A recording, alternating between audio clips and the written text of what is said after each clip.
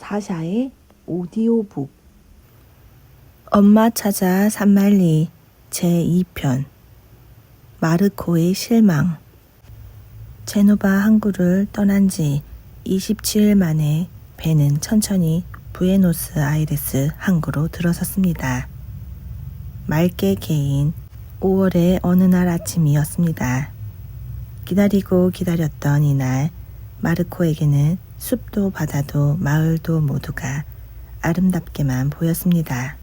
맑은 날씨는 마르코의 앞날에 행복을 약속해 주고 있는 것 같았습니다. 어머니는 여기서 불과 8km 떨어진 곳에 계신다. 앞으로 2~3시간이면 만날 수 있다.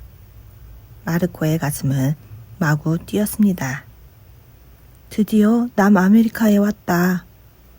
온갖 괴로운 생각을 했던 긴 여행도 이제는 지나간 꿈처럼 느껴졌습니다.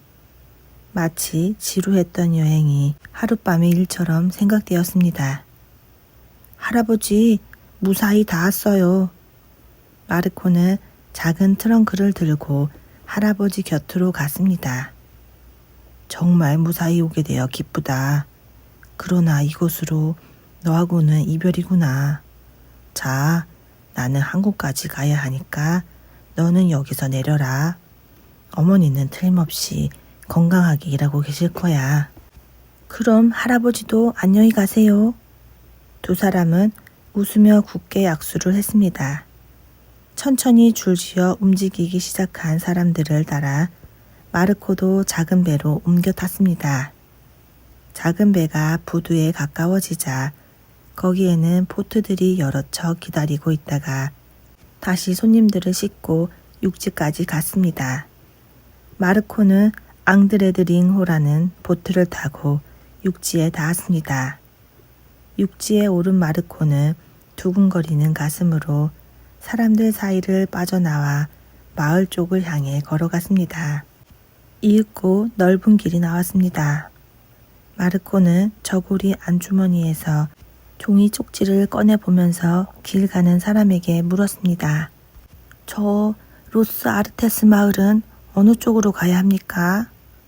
남루한 작업복 차림의 남자는 이상하다는 듯 잠시 마르코의 얼굴을 보고 있다가 거기는 말이야 하며 자기가 걸어왔던 방향을 손가락질로 가리켰습니다. 그는 이탈리아 말로 말했습니다. 마르코는 운이 좋게 이탈리아 사람을 만난 것입니다. 길 모퉁이에 거리의 이름이 쓰여 있단다.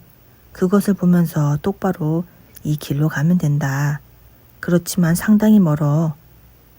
아저씨 고마워요. 마르코는 고개 숙여 인사를 한 다음 바삐 걸었습니다. 길은 가도 곧장 뻗어 있어 어디까지 이어져 있는지 알 수가 없을 정도였습니다. 길 양쪽에는 별장과 같은 하얀 작은 집들이 줄지어 있었습니다. 길에는 마차나 짐차들이 많은 사람들 사이로 끊임없이 다니고 있었습니다. 큰 깃발을 단 집이 있는가 하면 길가에는 집채보다 큰 기선회사의 간판도 서 있었습니다. 한참 걸어가자 네 거리가 나왔습니다. 이 네 거리 부근의 집들도 모두 하얀 칠이 되어 있었습니다. 이 거리가 끝나면 남아메리카의 넓은 들판이 바다처럼 깔려 있을 것입니다. 하지만 얼마나 더 가야 이 거리가 끝날지 알 수 없었습니다. 이 길은 끝이 없는 것 같아. 정말 남아메리카는 넓은 모양이야. 마르코는 이런 생각을 하면서 자꾸 두리번거리며 길가에 쓰여있는 거리의 이름을 살폈습니다. 그리고 거리의 이름이 바뀔 때마다 이번에는 나오겠지 하고 가슴을 두근거렸습니다. 그러다가 다른 거리의 이름을 발견하고서도 혹시 어머니가 외출 중인지도 모르지 하는 생각 때문에 길을 걷는 여인들의 얼굴을 유심히 쳐다보았습니다. 얼굴이 잘 보이지 않을 때는 옆으로 달려가 창피한 줄도 모르고 자세히 얼굴을 들여다보았습니다. 마르코는 더욱 빨리 걸었습니다. 조금도 피로하지 않았습니다. 마르코의 눈앞에는 다정하게 웃음 짓는 어머니의 얼굴이 자꾸만 아른거렸습니다. 몇 시간이나 걸려 다시 내거리에 이른 마르코는 걸음을 딱 멈추었습니다. 여기가 델로스 아르테스다. 마르코는 자신도 모르게 소리쳤습니다. 마르코의 크게 뜬 눈이 반짝거렸습니다. 길모퉁이 집을 주소를 살피니 117번지라고 쓰여 있었습니다. 조금 남았다. 멜레리의 집이 175번지니까. 마르코는 길을 가로질러 건너갔다 건너왔다 하며 번지수가 차츰 많아지는 쪽을 향해 걸었습니다. 171번까지 달려오니 숨이 턱에까지 차는 것 같아 마르코는 걸음을 멈추었습니다. 잠시 서서 헉헉거리던 마르코는 이제 다 왔다. 이제 곧 어머니가 계신 곳을 알 수 있다. 하고 중얼거리며 다시 걸었습니다.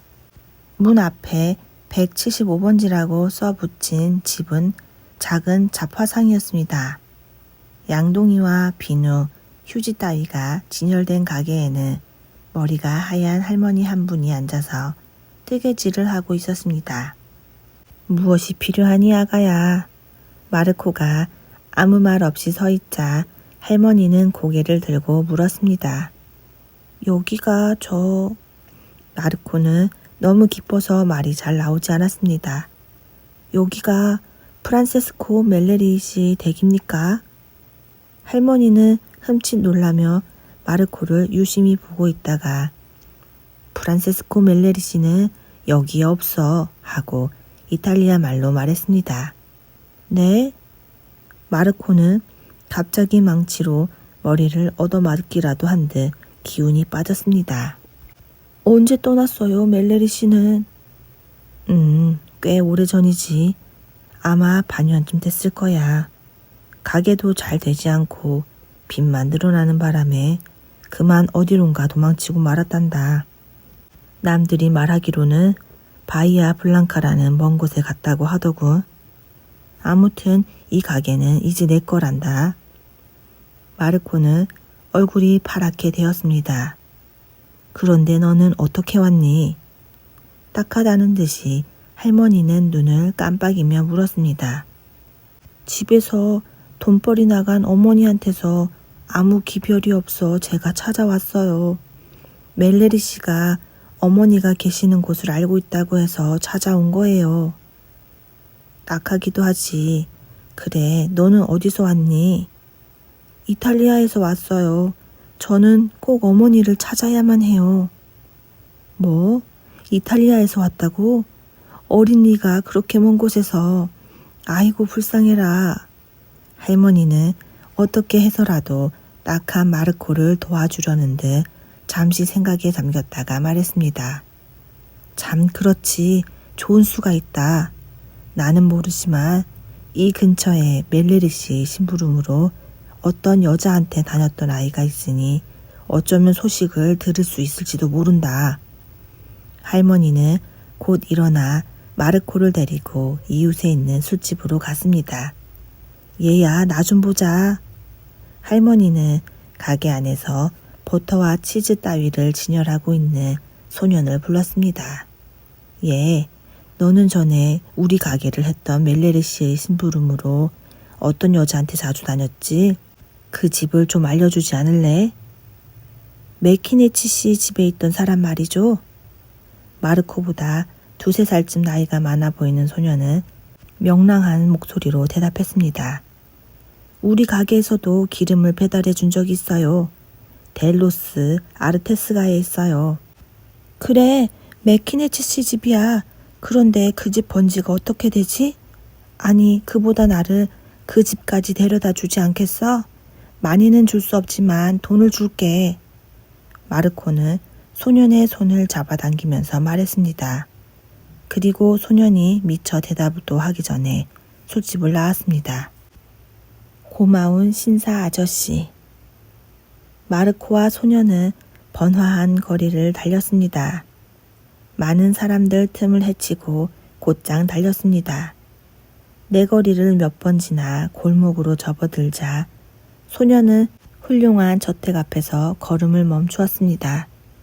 소녀는 숨이 찬 듯 가슴에 손을 대고 헐떡거리며 말했습니다. 여기야. 고마워. 마르코가 큰 철문을 지나 안으로 들어가자 정원에 피어있는 아름다운 꽃들이 마르코를 맞아 주었습니다. 현관으로 간 마르코는 떨리는 손으로 초인종을 눌렀습니다. 곧 현관문이 열리고 아름다운 레이스로 장식된 예쁜 옷을 입은 소녀가 나왔습니다. 안녕, 여기가 매키네츠 씨 댁이지? 소년이 물었습니다. 전에는 그랬지만. 소녀는 두 소년을 번갈아 가면서 이탈리아 말로 말했습니다. 매키네츠 씨는 오래전에 이사갔어. 어디로 이사갔지? 마르코는 다급하게 물었습니다. 아마 코르도바라고 했었지. 코르도바? 코르도바가 어디야? 그럼 그 집에서 하녀로 있던 분도 같이 갔어? 우리 어머니인데. 마르코는 초조한 목소리로 물었습니다. 글쎄 나는. 소녀는 당황하는 마르코가 딱하게 보여 그대로 돌려보낼 수가 없었습니다. 어쩌면 아버지가 알고 계실지도 몰라. 잠시 기다려봐. 이렇게 말한 소녀는 안으로 들어갔습니다. 그리고 잠시 후 머리가 희끗희끗하고 뚱뚱한 신사와 함께 현관으로 다시 나왔습니다. 어머니를 찾고 있는 것은 어느 쪽 아이냐? 소녀의 아버지인 듯한 신사는 서투른 이탈리아 말로 천천히 물었습니다. 접니다. 마르코가 대답했습니다. 옆에 있는 형은 저한테 길을 안내해준 형이에요. 마르코가 대답하자 신사는 고개를 끄덕였습니다. 너희 어머니는 이탈리아 사람이냐? 네. 분명히 이탈리아 사람인 하녀를 데리고 있었어. 어디로 갔어요? 코르도바야. 마르코는 한숨을 쉬었습니다. 그럼 저도 코르도바로 가겠어요. 어느 쪽으로 어떻게 가야 하는지 좀 가르쳐 주세요. 신사는 금발의 귀여운 마르코를 보면서 말했습니다. 딱하게 됐구나. 코르도바까지는 100km 이상 된단다. 네, 그렇게 멀어요? 그것은 일주일 이상 걸어야만 갈 수 있는 거리였습니다. 마르코는 갑자기 눈앞이 아찔하고 다리가 떨려 문에 몸을 기댔습니다. 잠깐 안으로 들어오너라. 안으로 들어가는 신사와 소녀를 따라 마르코도 안으로 들어갔습니다. 길을 안내해준 소년도 따라서 들어갔습니다. 여러 가지 훌륭한 장식품이 가득 걸린 넓은 방에는 깨끗하고 큰 의자가 여러 개 있었습니다. 신사는 큰 의자에 앉았고 소녀도 그 옆 의자에 앉았습니다. 자, 너희들도 앉아라. 의자에 앉은 마르코와 소녀는 부드러운 의자에 한없이 몸이 가라앉는 것 같아 얼른 몸을 앞으로 숙였습니다. 그런데 도대체 무슨 까닭으로 너희 어머니가 여기까지 오셨니? 담배에 불을 붙이며 신사는 부드러운 목소리로 물었습니다. 마르코는 어떻게 하여 어머니가 이 아르헨티나까지 오게 되었는가, 그리고 자기가 어떻게 여기까지 찾아오게 되었는가 하는 것들을 자세히 설명했습니다. 고개를 끄덕이며 묵묵히 듣고 있던 신사는 갑자기 무슨 생각이 떠올랐는지 불쑥 물었습니다. 돈은 가지고 있느냐? 조금 가지고 있어요. 마르코는 정직하게 대답했습니다. 신사는 잠시 벽을 바라보고 눈을 깜빡이며 생각하더니 곧 소녀를 시켜 펜과 종이를 가지고 오겠습니다. 그리고 무엇인가를 종이에 쓴 다음 마르코에게 내밀었습니다. 이 편지를 가지고 보카로 가거라. 보카는 작은 마을인데 마을 사람의 절반쯤은 이탈리아 사람이야. 거기서 이 편지에 쓴 사람을 찾아라. 누구나가 아는 사람이니까 금방 찾을 수가 있어. 그 사람을 찾아서 이 편지를 보이면 로사리오까지 데려다 줄 거야. 로사리오에서는 또 다른 사람에게 부탁하여 코르도바까지 너를 데려다 주도록 이 편지에 부탁해 두었다. 이 편지를 잘 간수하고 가거라. 그러면 어머니를 만날 수 있을 테니까. 아저씨 고맙습니다. 그래, 기운을 내. 마르코와 소년이 인사를 하고 돌아가려고 하자 신사가 마르코를 부르더니 손에 약간의 돈을 쥐어주었습니다. 자, 기운을 내라. 절대로 낙심하지 말고. 네, 잘 가, 기운을 내. 소녀도 상냥하게 말하며 대문까지 나와 마르코를 전송했습니다. 자, 고마워. 이건 얼마 안 되지만. 마르코가 약속대로 소년에게 돈을 내밀자 아니야, 난 괜찮아. 너는 앞으로도 돈이 많이 필요할 테니까 하며 소년은 돈을 받지 않았습니다. 자, 우리 그만 여기서 헤어지자. 너가 하루빨리 어머니를 만날 수 있도록 기도할게. 소년은 이렇게 말을 한 다음 손을 흔들며 달려가 버렸습니다. 친절한 사람들과 헤어진 마르코는 신사가 가르쳐 주었던 대로 보카를 향해 걸음을 재촉했습니다. 마르코는 걷고 또 걸었습니다. 모르는 사람을 찾아 낯선 거리를 어린 몸으로 혼자 걷는 것은 참으로 처량했습니다. 혹시 편지에 쓴 그 사람을 못 만난다면 이런 걱정도 생겼습니다. 눈앞을 스쳐가는 어머니의 얼굴이 점점 멀어지다가 사라지면 영영 만나지 못하는 것은 아닐까 하는 생각도 들었습니다. 마르코는 지친 다리를 끌다시피 하며 어두워질 때까지 걷고 걸어서 어느 마을 어귀에 있는 빈 집에서 하룻밤을 잤습니다. 아침이 되자 다시 걷기 시작하여 오전 중에 보카에 닿았습니다. 편지에 있는 사람은 금방 찾아냈지만 이탈리아 사람인 그는 마르코가 내민 편지를 읽은 다음 이렇게 말했습니다. 배는 저녁에 출발하니까 그때까지 어디 가서 놀다 오너라. 마을 옆에는 큰 강이 조용히 흐르고 있었습니다. 마르코는 강가로 가서 풀밭에 누워 멍하니 하늘을 쳐다보며 약속 시간이 될 때까지 기다렸습니다. 저녁 때가 되자 조금 일찍 약속한 강 기슭을 향해 달려갔습니다. 맑은 물이 조용히 흐르는 넓은 강에는 작은 배들이 저녁 햇살을 눈부시게 받으며 평화롭게 떠 있었습니다. 꼬마야, 이쪽이야. 이리 와.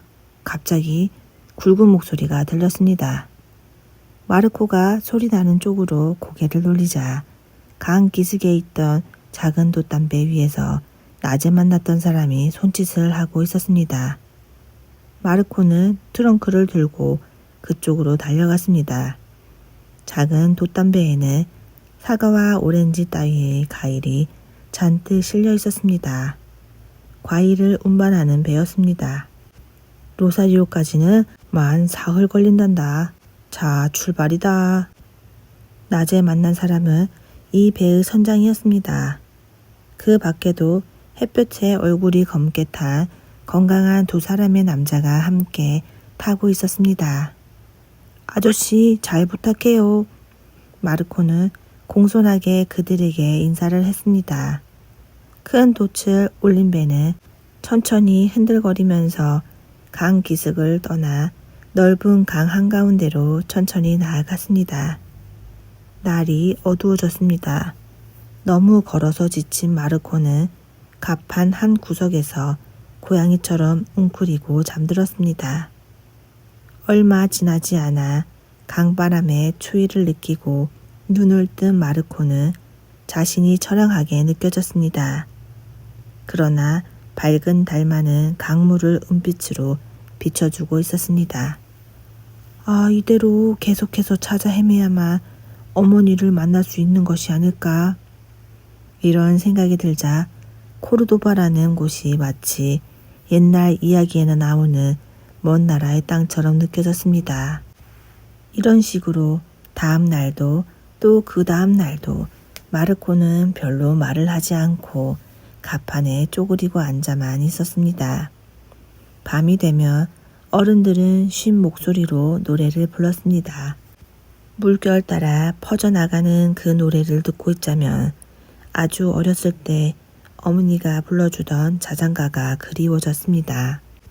이 과일 운반선에서 보내는 마지막 날밤, 마르코는 갑판에 앉아 어른들의 노래를 들으며 눈물을 흘렸습니다. 이봐, 왜 그러니 꼬마야? 선장이 노래를 그치고 물었습니다. 기운을 내. 이탈리아 남자는 옛날부터 용감하게 전 세계를 돌아다녔어. 눈물을 흘리다니. 그것은 이탈리아 사람으로서는 수치야. 말은 거칠었지만 그 목소리는 마르코에게 기운을 북돋아 주었습니다.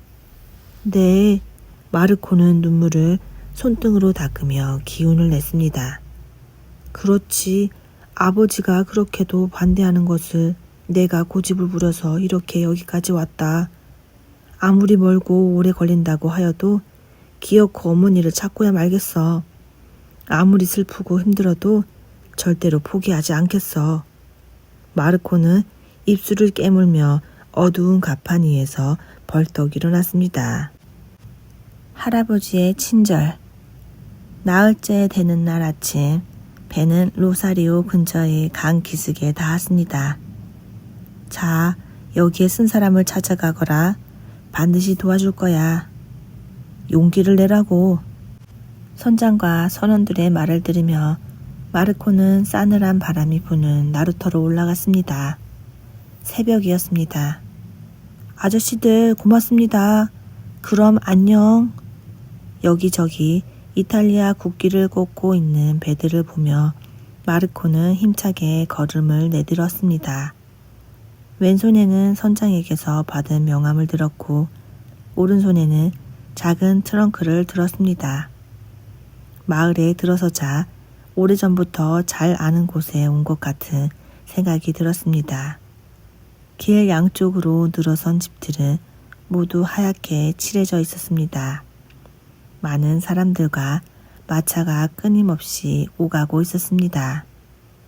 마르코는 마치 처음 부에노스 아이레스에 닿아서 멜레리 씨의 집을 찾아갈 때와 같은 생각이 들었습니다. 아무리 가도 똑같은 집과 거리만 보이니 언제까지나 제자리에서 맴돌고 있는 것 같은 생각이 들었습니다. 마르코는 1시간쯤 걸려 명함에 적힌 사람의 집을 찾았습니다. 크고 넓은 저택이었습니다. 마르코는 손에 든 명함과 높은 대문에 걸린 문패를 번갈아 보면서 다시 한번 확인을 했습니다. 확실히 이 집이다. 넓은 정원을 한참 걸어서야 현관에 닿았습니다. 초인종을 누르고 기다리자 나이가 지긋하고 머리가 하얀 남자가 문을 열고 고개를 내밀었습니다. 뭐야? 그 남자는 아주 귀찮다는 듯이 물었습니다. 마르코는 명함에 적힌 이름을 대고 그 사람을 만나게 해달라고 부탁했습니다. 주인께서는 나가시고 안 계신다. 어제 부인과 함께 부에노스 아이레스에 가셨어. 부에노스 아이레스요? 마르코는 당황했습니다. 그럼 언제 돌아오시나요? 내일은 돌아오시겠지. 저는 혼자라서 아무도 아는 사람이 없어요. 어떻게 좀 도와주세요. 마르코는 이렇게 말하며 명함을 내밀었습니다. 그 남자는 명함을 자세히 들여다본 다음 나로서는 어떻게 할 도리가 없다. 돌아오시면 전해주지. 하고 냉정하게 말했습니다. 하지만 저는 갈 곳이 없어요. 돈도 다 떨어졌고. 마르코는 괴로운 얼굴로 간신히 말했습니다. 돌아가. 너 같은 녀석에게는 볼 일이 없어. 이렇게 소리치는 그 남자는 쾅 하고 문을 닫아버렸습니다. 마르코는 돌처럼 굳어진 몸으로 그 자리에 서 있었습니다. 한참이 지난 후 마르코는 트렁크를 집어들고 천천히 문 밖으로 걸음을 옮겼습니다. 아, 야단이구나. 앞으로 어떻게 해야지? 마르코는 눈앞이 캄캄했습니다. 코르도바까지 기차를 타고 가면 하루가 걸릴 것입니다. 남은 돈이라야 겨우 점심과 저녁을 사 먹고 나면 없어질 형편이었습니다. 그렇지, 일을 하여 돈을 벌어서 기차표를 사자. 그렇지만 어디서 어떻게 일자리를 얻어야 할지 알 도리가 없었습니다. 부탁할 사람도 없었습니다. 그러면 한 집 한 집 찾아다니며 돈을 얻을까? 아니다. 그런 부끄러운 짓을 어떻게 한담. 아무리 괴롭고 힘들다 해도, 아니, 죽는 한이 있어도 거지 노릇만은 하지 말아야지. 이것저것 궁리를 했지만 좀처럼 좋은 생각이 떠오르지 않았습니다. 길게 뻗어 있는 큰 길을 바라보자 배에서 내렸을 때의 용기도 사라지고 말았습니다. 틀렸다. 마르코는 이렇게 중얼거리며 팽개치듯 트렁크를 내려놓고 털썩 주저앉아 버렸습니다. 얼마나 오랫동안 길바닥에 주저앉아 있었을까. 문득 가까이에서 이탈리아 말이 들렸습니다. 어린아이가 길바닥에 앉아있다니 무슨 일이냐? 이 말에 고개를 번쩍 든 마르코는 깜짝 놀라 소리쳤습니다. 아니, 할아버지. 그 사람은 이탈리아 제노바에서 아르헨티나로 오는 동안 배 안에서 친하게 된 마음 좋은 할아버지였습니다. 아니, 마르코가 아니냐? 할아버지, 저는... 부드럽게 머리를 쓰다듬어 주는 할아버지에게 마르코는 울먹이며 그동안에 있었던 일을 말하려고 했지만 너무나도 기뻐서 잠시 말문이 막혔습니다. 알았다, 알았어. 무척 고생을 한 모양이구나. 할아버지의 위로를 받으며 마르코는 친절한 사람을 만나 여기까지 간신히 오게 되었다는 이야기를 했습니다. 그렇지만 찾는 분이 집에 없었어요. 코르도바까지 가는 기차싹도 없고 내일부터 음식을 사 먹을 돈도 없어요. 그러니 저도 일을 할래요, 할아버지. 꼭 일자리를 주세요. 무슨 일이라도 좋아요. 길바닥 청소도 좋고 쓰레기 치우는 일도 좋아요. 심부름도 할 수 있어요. 하루빨리 어머니가 계시는 곳으로 가고 싶어요. 꼭 일자리를 구해주세요, 네. 지금 이 로사리오 거리에서 부탁할 수 있는 사람이라고는 이 할아버지뿐이었습니다. 야단이구나. 할아버지는 슬픔에 잠긴 눈으로 애원하고 있는 마르코를 딱하다는 듯이 내려다보았습니다. 일자리야 찾아보면 뭔가 있겠지. 그러나 내일부터 당장 돈이 없다는 것은 곤란하구나. 그보다 여기는 이탈리아 사람들이 많이 살고 있으니 얼마 안 되는 돈이라면 달리 어떻게 해볼 수가 있을 거야. 마르코는 비로소 마음이 놓였습니다. 어떻게 하면 되는데요? 이제 곧 알게 돼. 아무튼 나를 따라오너라. 할아버지가 앞서서 성큼성큼 걸었습니다. 마르코도 얼른 트렁크를 들고 그 뒤를 따랐습니다. 두 사람은 분비 있는 사람들 틈을 헤치고 한참 걸었습니다. 할아버지는 한 식당 앞에 이르자 걸음을 멈추었습니다. 식당 문 위에는 이탈리아의 별이라고 큰 글씨로 된 간판이 걸려 있었습니다. 할아버지는 식당 안을 한번 기웃거리더니 뒤돌아보고 빙긋이 웃었습니다. 마침 잘 왔다. 마르코는 할아버지를 따라서 식당 안으로 들어갔습니다. 식탁 앞에는 많은 사람들이 둘러앉아 유쾌하게 떠들며 술을 마시고 있었습니다. 모두 농부인 듯 얼굴이 햇볕에 모두 검게 그을렸고 건강한 모습이었습니다. 마르코를 데리고 온 할아버지는 식당 안에 있는 사람들을 모두 알고 있는 모양이었습니다. 모두 손을 들거나 눈짓을 하면서 할아버지와 아는 척했습니다. 잠시 조용히 하고 모두 내 말을 좀 들어주게. 식탁과 식탁 사이에 서서 할아버지가 큰 소리로 말했습니다. 그러자 사람들은 모두 할아버지 쪽을 보았습니다. 여기 있는 이 아이는 불쌍한 우리 이탈리아 사람이야. 돈벌이 하러 왔다가 병에 걸려 어디로 갔는지 알 수 없는 어머니를 찾으려고 제노바에서 혼자 배를 타고 부에노스아이레스까지 왔다네. 그런데 이 아이의 어머니는 전에 있던 곳을 떠나 코르도바로 갔다는 거야. 그래서 사흘이나 걸려 작은 배를 얻어 타고 이 로사리오까지 왔지만 도중에서 소개를 받은 사람이 어디 나가고 없어서 만나지를 못한다네. 이제 돈도 다 떨어졌고 다른 곳에 갈 수도 없게 되어 이 아이는 그야말로 공경에 빠졌어. 그러니 내가 대신하여 부탁을 좀 해야겠네. 이 가련한 아이가 어머니를 찾아갈 수 있도록 코르도바까지 2차 싹을 우리 이탈리아 사람들끼리 힘을 합쳐 마련해 주는 것이 어떨까? 대단한 아이로군. 알았어, 돈을 내지. 이런 말을 듣고서야 가만히 있을 수 없지. 모두 식탁을 치며 자리에서 일어났습니다. 자, 돈을 내자. 많은 돈이야 없지만. 그러나 걱정할 필요 없어. 모두가 조금씩만 내면 어머니가 있는 데까지 자위는 되겠지. 어린 것이 혼자서 여기까지 오다니 놀라운데. 자, 여기 있다 이 꼬마야. 귀여운 꼬마야 받아라. 여기저기서 건강한 발이 앞으로 뻗쳐나왔습니다. 마르코를 데리고 온 할아버지의 모자가 순식간에 돈으로 가득 찼습니다. 고맙네 고마워.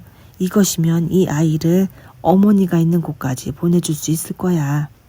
할아버지는 마치 자기 일인 듯 기뻐하며 사람들에게 인사를 했습니다. 어때?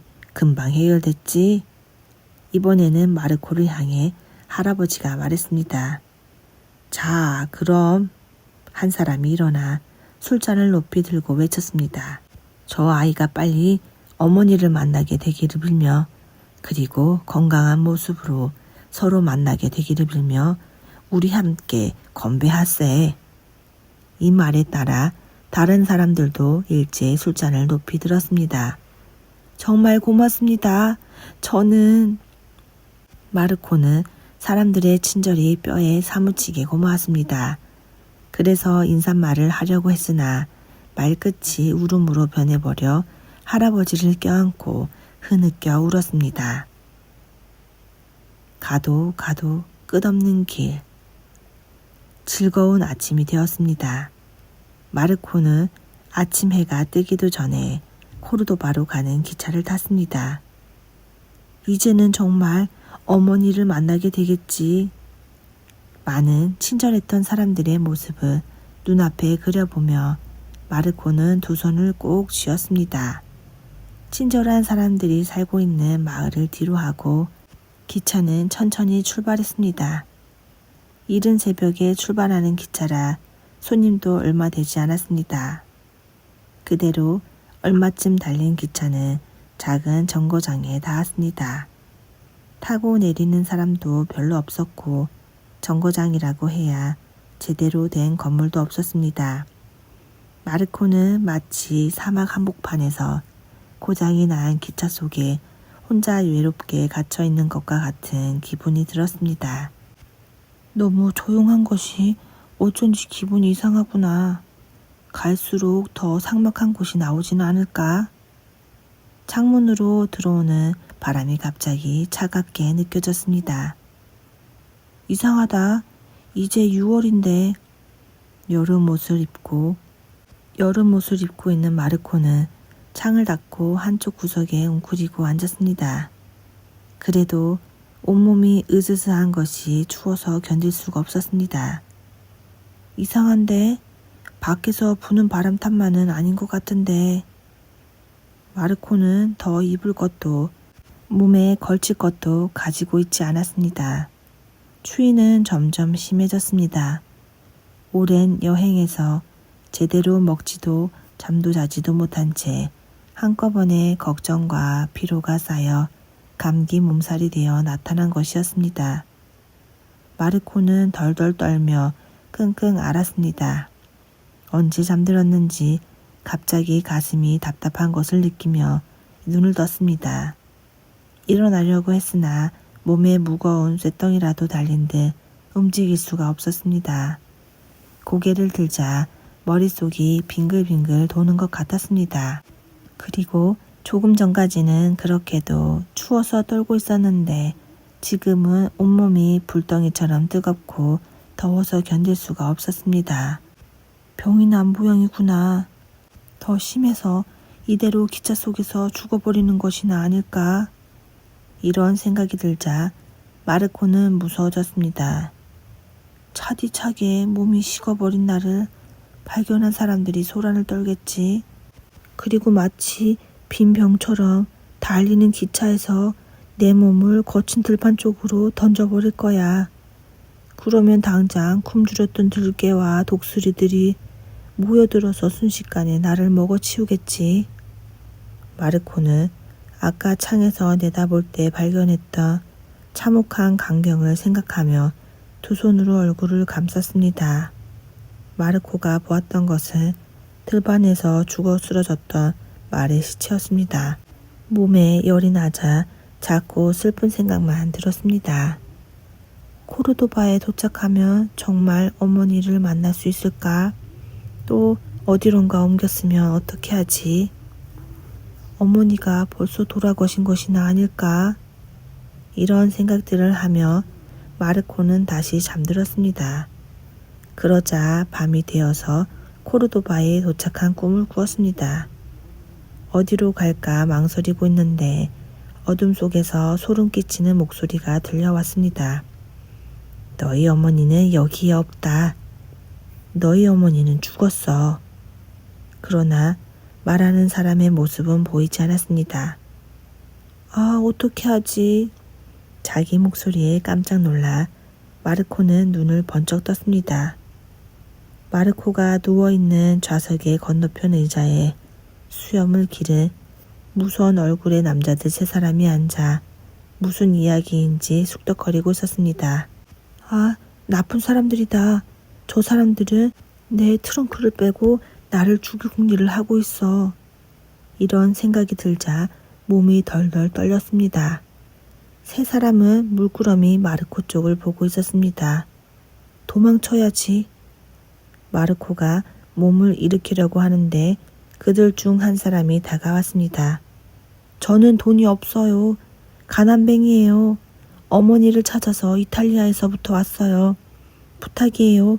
제발 목숨만은 살려주세요. 마르코는 두 손을 비비며 이렇게 부르짖고는 그 자리에 쓰러졌습니다. 마르코 옆에 모여든 세 사람은 깜짝 놀란 듯 서로 얼굴을 번갈아 보았습니다. 무슨 소리를 하는 거야? 우리는 그런 사람이 아니야. 한 사람이 마르코의 머리를 쓰다듬으며 말했습니다. 불쌍하게도 어머니를 찾지 못해 머리가 좀 이상해진 모양이군. 그러나 두려움과 열 때문에 마르코에게는 그들의 말이 들리지 않았습니다. 아니야, 몹시 몸이 불평한 모양이야. 한 사람이 이렇게 말하면서 조금 전까지 자기 무릎을 덮고 있던 쇼를 가지고 와서 마르코의 몸을 덮어주었습니다. 그리고 마르코가 조용히 잠들기를 기다렸다가 그들은 다시 자기 자리로 돌아갔습니다. 창밖이 어두워질 무렵 그 사람들은 일어나 선반에서 짐을 내렸습니다. 기차가 코르도바에 닿은 것입니다. 그런 줄도 모르고 아직 잠들어 있는 마르코를 보자 그들 중 한 사람인 마르코의 어깨를 흔들었습니다. 얘야, 일어나거라. 코르도바야. 코르도바라는 말을 듣자 마르코는 깜짝 놀라 후다닥 일어났습니다. 이제 괜찮니? 혼자서 걸을 수 있겠어? 마르코를 깨운 사람이 이렇게 물었을 때 마르코는 이미 기차에서 내린 후였습니다. 마르코는 기차표를 역의 직원에게 내밀며 물었습니다. 혹시 메키네츠 씨 댁을 아세요? 이 길로 곧장 가거라. 교회 옆집이야. 아저씨 고맙습니다. 마르코는 큰 소리로 인사를 하고 가르쳐준 방향으로 달렸습니다. 마르코는 지칠 줄 모르고 달렸습니다. 네 거리를 2번 건넜을 때부터 가슴이 두근거리기 시작했습니다. 전신의 기운이 용솟음쳤습니다. 네 집이다. 드디어 왔구나. 넓고 훌륭한 집이었습니다. 마르코는 떨리는 손으로 초인종을 눌렀습니다. 창문이 갑자기 환하게 밝아지는가 했더니 손에 촛불을 든 할머니가 나왔습니다. 가슴이 두근거려 마르코는 얼른 말을 꺼낼 수가 없었습니다. 무슨 일이니 얘야? 할머니는 밤중에 트렁크를 든 아이가 혼자서 찾아온 것이 궁금하다는 얼굴로 마르코를 빤히 바라보았습니다. 매크네츠 씨 계세요? 마르코가 이렇게 묻자 할머니는 갑자기 이상한 표정을 짓고 손을 저었습니다. 너도 또 매키네츠 씨를 찾니? 정말 귀찮구나. 그 사람은 3달 전에 투쿠만으로 이사갔어. 문 앞에 써 붙이든지 해야지. 이거야 어디 귀찮아서 견디겠나. 네, 투쿠만이라니요. 갑자기 전신의 기운이 쭉 빠진 마르코는 고개를 돌려 소리내어 울기 시작했습니다. 아, 나는 어떻게 해야 하나요? 간신히 여기까지 왔는데 왜 나는 어머니를 만날 수가 없나요? 이렇게 열심히 찾고 있는데 미칠 것만 같아요. 난 죽을 것 같아요. 참 불쌍하구나. 할머니는 마르코 곁에 다가서며 말했습니다. 어머니를 찾고 있구나. 자, 이제 그만 울어라. 울기만 해서야 아무런 일도 못하잖니. 투쿠만이 어디예요? 얼마나 멀어요? 마르코는 벽에 기댄 채 울음 섞인 목소리로 물었습니다. 글쎄 아마 800km는 될 거야. 마르코는 다시 소리내어 울었습니다. 많은 사람들의 친절에 힘입어 여기까지는 간신히 왔지만 앞으로 또 800km를 더 가야 한다니. 그렇게 먼 곳을 무슨 수로 가야 할지 마르코는 난감하기만 했습니다. 저는 어떻게 해야 하죠? 글쎄, 어떻게 해야 한다. 할머니도 눈물을 글썽이며 잠시 생각하더니 갑자기 밝은 목소리로 말했습니다. 참 그렇군. 거기에 가보면 되겠구나. 자, 이쪽을 봐. 할머니는 부드럽게 마르코의 어깨를 어루만지며 자기 쪽으로 잡아당겼습니다. 마르코는 소매로 눈물을 씻고 할머니의 얼굴을 쳐다보았습니다. 자, 잘 들어. 여기서 오른쪽으로 3번째 집 다음에 짐을 운반하는 회사가 있어. 거기 일하는 사람들의 우두머리가 내일쯤 소달구지에 짐을 싣고 투쿠만으로 간다고 했어. 그러니 가서 물어보렴. 짐짝 사이에 좀 태워달라고 부탁해봐. 자, 빨리 가봐. 그렇지만 저는 돈이 조금밖에 없어요. 그러면 무슨 일이든지 도와주겠다고 하면서 부탁하는 거야. 몸도 작은 어린아이니까 너 하나쯤은 아무데라도 태워주겠지. 고마워요 할머니. 그럼 가겠어요. 마르코는 트렁크를 들고 뛰어갔습니다. 할머니가 말한 집 옆에는 넓은 공터가 있었습니다. 거기서는 건장한 남자들이 짐을 날라다가 세대의 큰 수레에 싣고 있었습니다.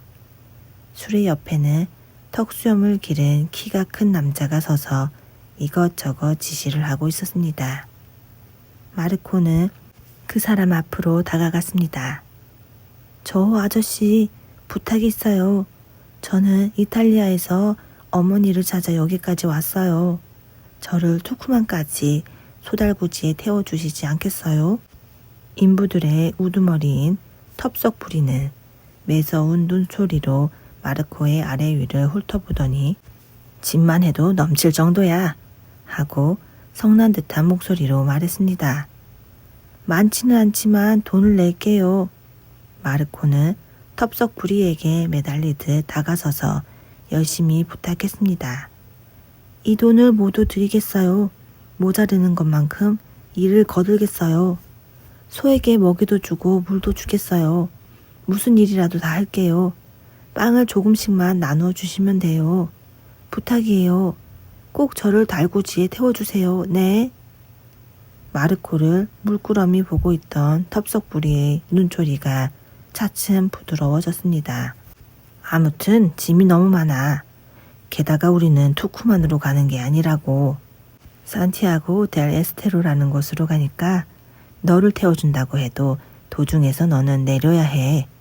거기서도 투쿠만은 상당히 멀단 말이야. 네, 도중에서 내리게 되어도 좋아요. 아무리 멀어도 나머지는 걸어가겠어요. 무슨 일이 있어도 꼭 투쿠만으로 가야 해요. 아무리 좁은 장소라도 좋으니까 태워주세요. 꼭 태워주세요. 부탁이에요. 3주일 동안이나 걸려도 좋으냐? 좋아요. 아무리 오래 걸려도 좋아요. 힘든 여행이라고. 힘이 들어도 꼭 가야 해요. 무슨 일이라도 할게요. 도중에서 너는 혼자가 되는 거야. 어머니를 만나기 위해서라면 아무리 쓸쓸하고 괴로워도 참겠어요. 그러니 저를 꼭 태워주세요. 텁석부리는 등불을 쳐들어 마르코를 다시 자세히 비추어 보더니 좋아, 태워주지 하고 승낙했습니다. 고마워요, 아저씨. 정말 고마워요. 마르코는 텁석부리의 다리를 안고 2번, 3번 인사를 했습니다. 내일 아침 4시에 일어나야 한다. 저 달구지에 올라가서 자거라. 텁석부리는 성큼성큼 걸어가면서 말했습니다. 네, 마르코는 후다닥 달구지에 올라가서 짐과 짐 사이에 파고들었습니다.